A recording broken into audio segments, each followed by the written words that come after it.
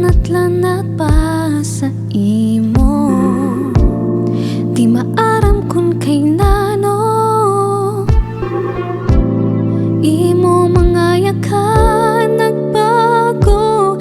Nanugot pa rason sangit na ayaw nila pagbabay. Nadirila ang kanay ngamakitan ka mauyan na.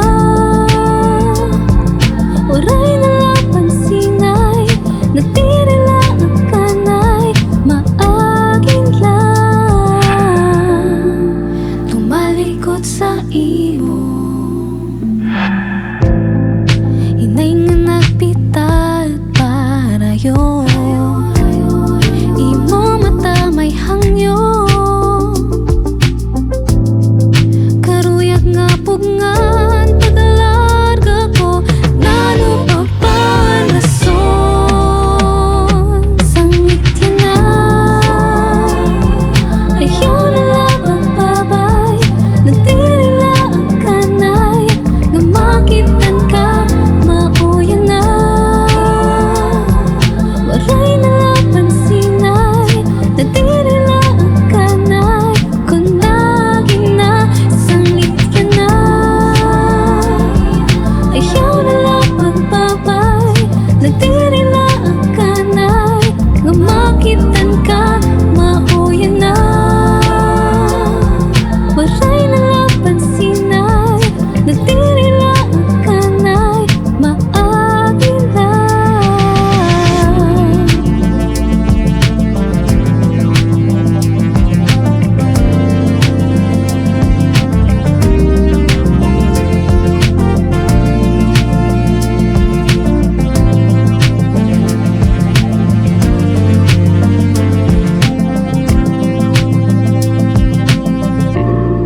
Ayaw kakapausap sa imo pagtawag.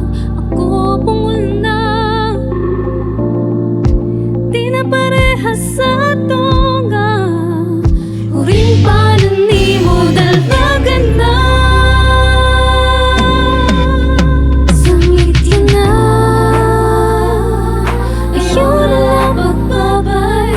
Nadirila ang kanay namakitan ka sa di na lang.